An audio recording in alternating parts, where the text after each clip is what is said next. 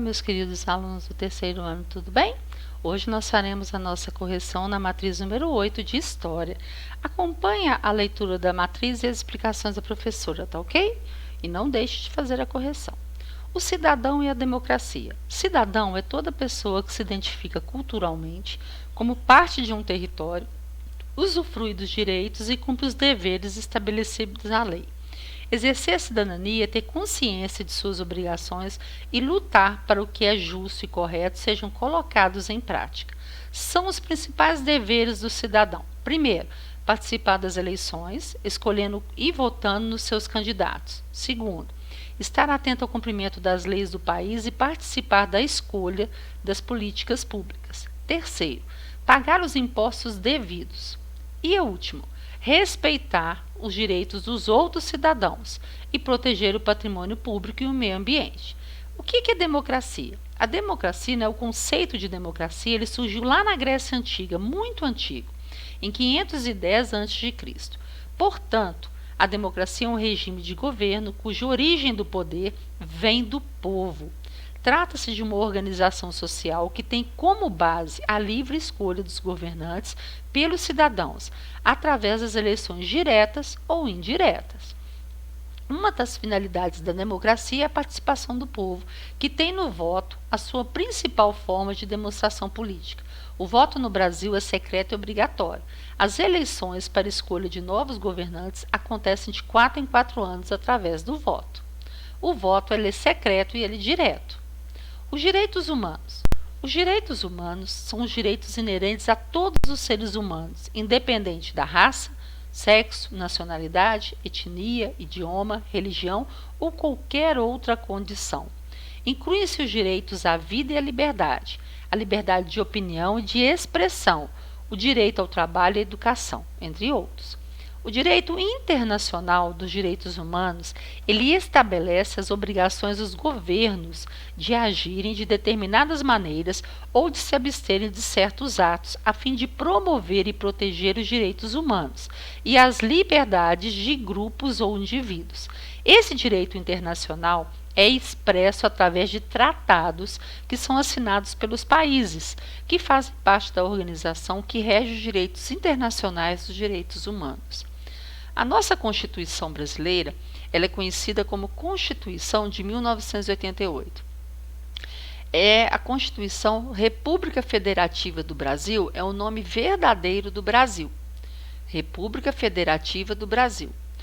A Constituição de 1998 é a Carta Magna no Brasil, ou seja, é a lei máxima que nós temos no país.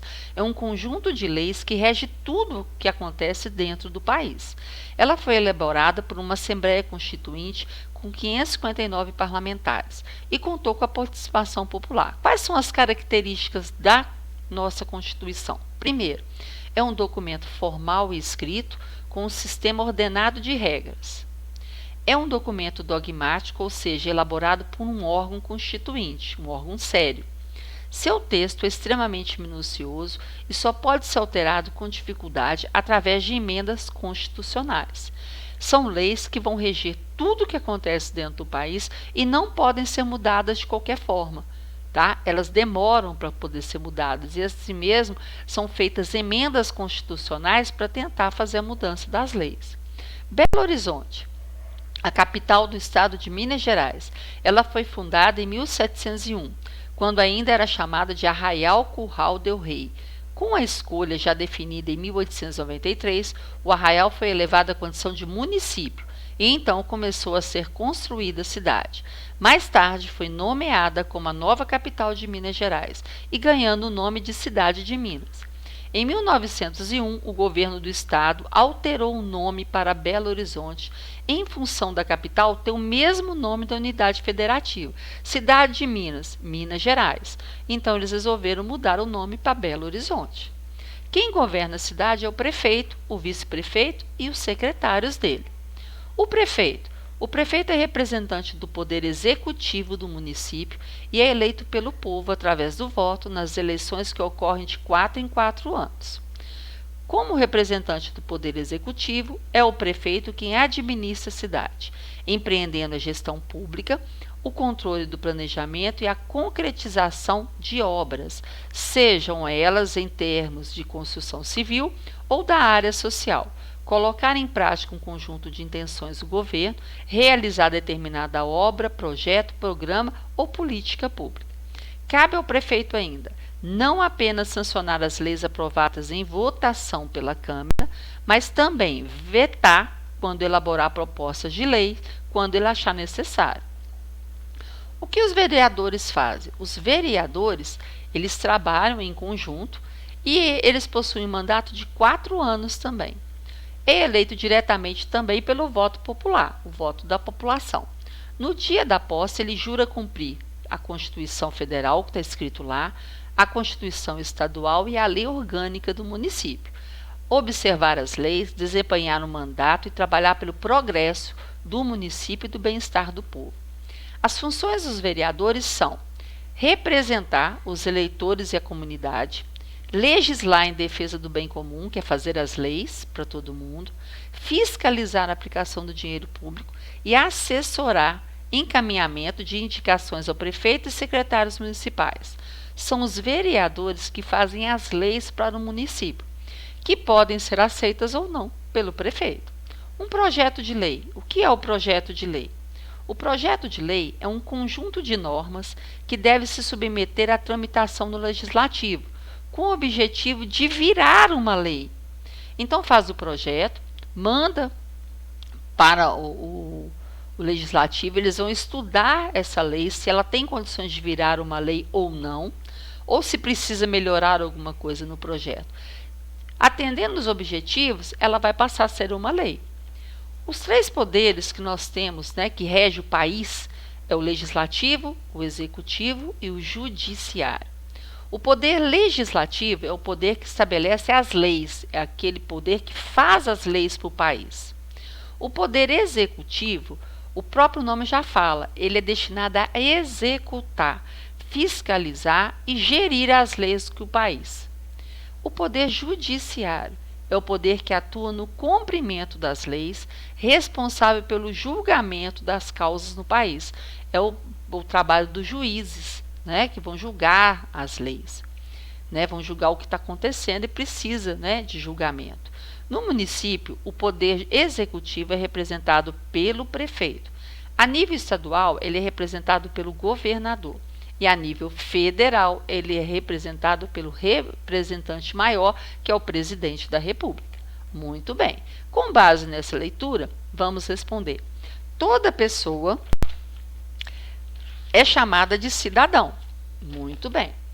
Responda, o que é, no caso de ser cidadão, é cada pessoa que vive dentro do município. E ser cidadão é muito importante, porque ele reconhece os direitos e os deveres de cada pessoa.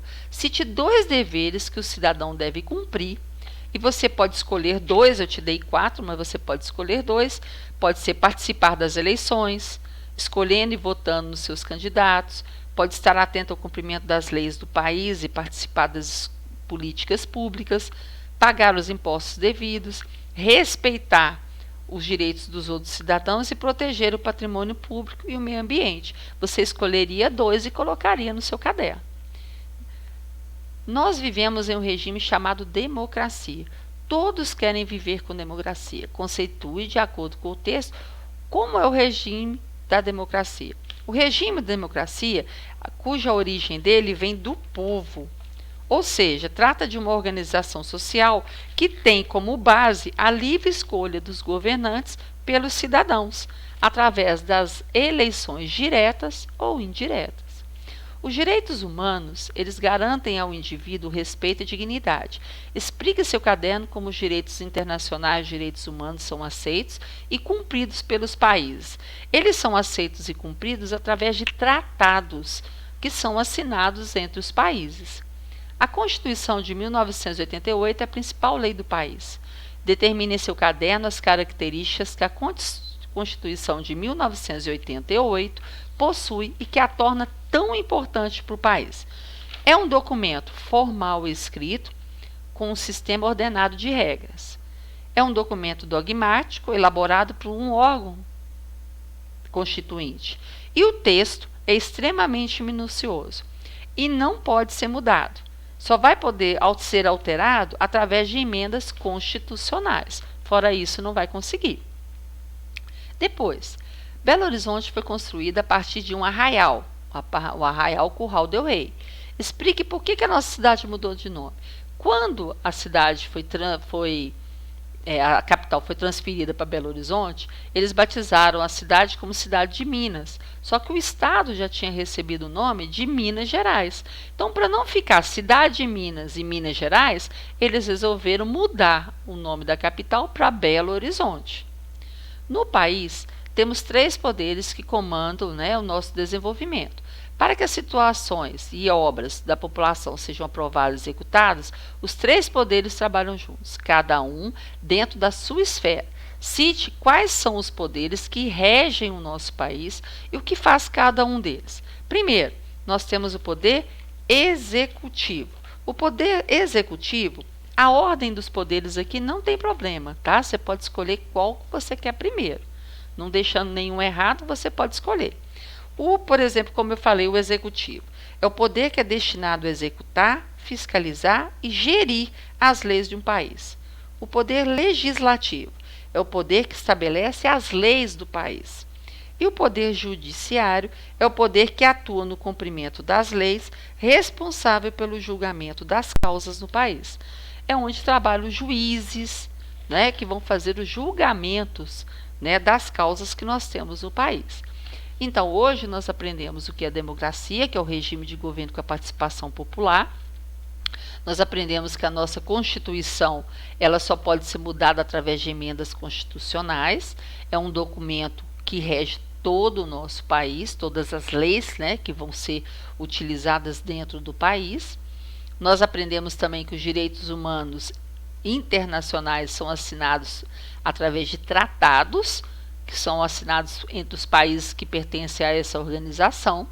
Nós sabemos também, que os direitos humanos, eles têm dão direito ao cidadão em todos os aspectos, principalmente a liberdade e a vida.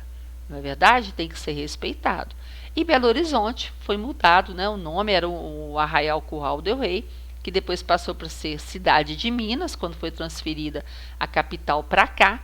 E por se chamar Cidade de Minas, eles preferiam fazer a mudança do nome para Belo Horizonte, porque Cidade de Minas lembraria já Minas Gerais. Então, para não ficar repetitivo, eles resolveram fazer essa mudança. Ok? Não deixe nada errado, faça a correção bonitinho no seu caderno, para que você tenha condições de estudar melhor depois. Tá ok? Um grande beijo para você e eu te espero na próxima. Até mais!